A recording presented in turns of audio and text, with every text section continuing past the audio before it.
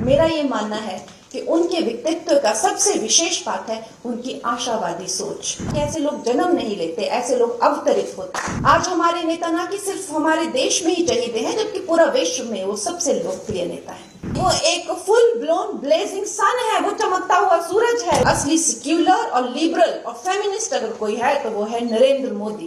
Shri Narendra Modi ji essentially उनकी personality का एक क्या ये ट्रेट है, चाहे उन्होंने बचपन में न जाने कितनी ही मुश्किलें सही हो, चाहे कितना ही संघर्ष उन्होंने किया हो, वो सभी। और खैर उन दिनों में तो बहुत लोग गरीबी के थ्रू जाते थे, बहुत लोग जो और बहुत बड़ी बड़ी जो स्थितियां परिस्थितियां उनके पास आती थी, लेकिन प्रधानमंत्री जी की पर्सनैलिटी में ऐसी वो क्या बात है कि वो प्रधानमंत्री बने, कि उन्होंने जिंदगी में आने वाली अपनी हर जो भी उनको जो सिचुएशन आई उसको उन्होंने एक यंत्र या तंत्र की तरह इस्तेमाल करके अपनी जो है मजबूती और अपने आप को और ज्यादा सक्षम किया। और सबसे बड़ी बात कि हम जब ये सोचते हैं, आज हम उनकी जब बचपन की बातें और उनकी स्थितियों के बारे में सोचते हैं कि एक बहुत ही गरीब बालक जिसके छोटे छोटे सपने, जैसे फौज में जाना, भर्ती होना, सैनिक स्कूल जाना या स्कूल जाना, इस तरह के छोटे छोटे सपने भी मानो ऐसा लगता था जैसे ये कितनी बड़ी बात सोच रहा है ये सड़क पर चाय बेचने वाला। तो ऐसे जो हमें लगता है सामान्य तौर पे ऐसे दुर्भाग्य अगर किसी को हो, लेकिन वो उनमें ऐसी क्या विशेष बात थी कि भाग्य स्वयं जो है इस भारत के भाग्य विधाता को घड़ रहा था, वो उनमें ऐसी क्या इस तरह का उनके व्यक्तित्व की क्या उनमें जो बात थी। मेरा ये मानना है कि उनके व्यक्तित्व का सबसे विशेष बात है उनकी आशावादी सोच, उनकी जो पॉजिटिव थिंकिंग है। और जब उन्होंने इस देश की बागडोर अपने हाथों में संभाली 2014 में, तो आप लोग ये चीज नोटिस कीजिएगा कि वो खुद ये समझते थे कि इस देश की सबसे नेगेटिव पॉइंट इस वक्त पे जो है वो इसकी निराशाजनक जो इसकी सोच है।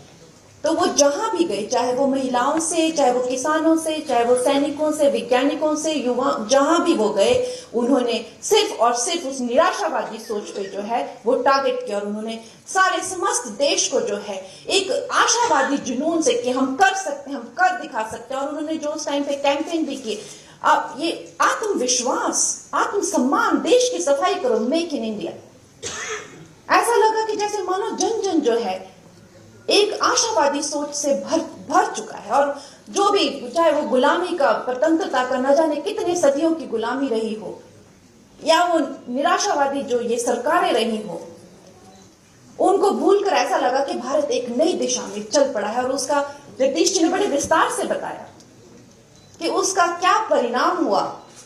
हम थर्ड बिगेस्ट इकोनॉमी बनने जा रहे हैं, हमें पंख लगते हैं, हम चांद पर लैंड हो जाते हैं। इस तरह की जो अद्भुत जो बातें हैं ये सिर्फ मात्र 10 सालों में हो रही है। आज हमारे नेता ना कि सिर्फ हमारे देश में ही चहेते हैं, जबकि पूरा विश्व में वो सबसे लोकप्रिय नेता है। और अगर देखा जाए तो उन्हें कदम कदम पर जिंदगी ने इस तरह से तराशा है। जब एक बालक जो है अपनी माता को इस तरह की परिस्थितियों में देखता है कि 6 बच्चे हैं, पिता का हाथ भी सर पर नहीं है, दूसरों के घर में कपड़े धोना, बर्तन धोना, अवश्य ही वो बालक जो है जिंदा रहने के लिए, सिर्फ जिंदा रहने के लिए अपने भाव को उसे कठोर करना होगा। क्योंकि वो क्या देखे, वो अपने भाव को वो कैसे जिंदा रखे। लेकिन उससे वो उल्टा करते हैं। महिलाओं के प्रति उन्हें ऐसे विशेष भाव और ऐसी संवेदनशीलता हो जाती है क्योंकि उनका जन्म ही जो वंचित हैं, जो कि बिल्कुल सताए और ठुकराए हुए हैं समाज वर्ग में, उनका उद्धार करने के लिए उनका जन्म हुआ है। और शर्मा जी ने कुछ गलत नहीं कहा कि ऐसे लोग जन्म नहीं लेते, ऐसे लोग अवतरित होते हैं। तो जैसे ही उन्होंने अपनी बागडोर संभाली तो ऐसा लगा महिलाओं के लिए तो कोई मसीहा ही जैसे आ गया है। चाहे उनके लिए सबसे पहले शौचालय या उनको धुएं के अंधकार से कि इन सब बेटियों माताओं को जो है गैस चूल्हे दिए जाएं, उनके नाम के अकाउंट खोले जाएं, बेटियों को जो है वो पोषण के लिए, गर्भवती बेटियों को पेंशन दी जाए, इनके लिए जो है मकान बनाए जाएं, न जाने कितनी योजनाएं, अगर मैं यहाँ गिनाने बैठूं तो शायद वक्त मुझे कम पड़ेगा। बेटियों को जो है वो पॉलिटिक्स में रिजर्वेशन दी जाए। ऐसा लगा कि जैसे मानो कोई अवतार ही आके यहाँ पर जो वंचित हैं और जो सबके सताए और ठुकराए हुए हैं उनका उद्धार करने के लिए आए हैं। और खैर इस तरह से न जाने कितनी ही उनकी बातें बताई जा सकती हैं कि उनको जैसे मानो कि एक तरीके से तैयार किया गया है, जो इस देश की ही चेतना की एक पुकार थी उसके लिए उनको तैयार किया गया है। नहीं तो क्या कारण हो सकता है? ऐसा कैसा व्यक्तित्व होता है कि जो पिता की चिता को आग लगाता है और पहुंच जाता है अपनी नेक्स्ट मीटिंग पे, और वो कोई प्रधानमंत्री नहीं है उस वक्त, कोई मीडिया वहां पे उसको अपलोड करने के लिए नहीं है, कोई एक फैन क्लब्स नहीं है कि भाई हाँ ऐसा हुआ, ऐसा किया इन्होंने आज। एक मामूली से जो है वॉलंटियर है, शायद कोई नोटिस भी नहीं करेगा उनकी ये महानता। कहां से आती है उनमें इस तरह की दृढ़ता कि वो माता की चिता को आग लगाते पहुंच जाते हैं मीटिंग पे? कोई व्यक्तिगत उनका जीवन नहीं। मैं ये नहीं कहूंगी कि हमारे प्रधानमंत्री जो हैं वो एक आशा की किरण है या वो एक सिल्वर लाइनिंग जिसे कहते हैं वो हमारे लिए एक सिल्वर लाइनिंग है। ये कहना एक बहुत बड़ी भूल होगी, क्योंकि वो एक फुल ब्लोन ब्लेजिंग सन है, वो चमकता हुआ सूरज है, उसको सिल्वर लाइनिंग कैसे सोच सकते हैं? वो सूर्य जो है समस्त विश्व को प्रकाशित कर रहा है। वो सूर्य जो है जब महामारी की चपेट में पूरा विश्व आ गया तो आपने देखा ना कि सिर्फ अपने देश पर पूरे विस्तार में यहाँ पे और डिग्निटरीज ने बताया, और हम सब जानते हैं, ये सब हम सब देशभक्त लोग यहाँ पे, किसी से बात छुपी नहीं है कि जब पूरे देश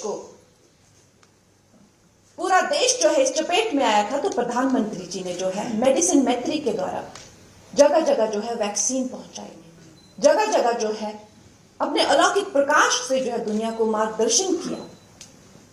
आज अगर आप देखते हैं तो सिविलियन ऑनर्स में भी, चाहे जो गल्फ के जितने भी देश हैं, सबसे ज्यादा ऑनर्स जो हैं हमारे प्रधानमंत्री जी को मिले हैं।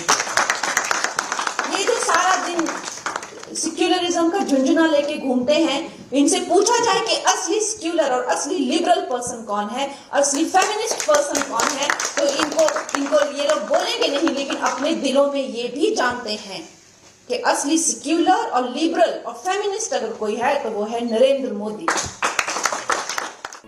If you like this video, then like, share and subscribe to ET Now.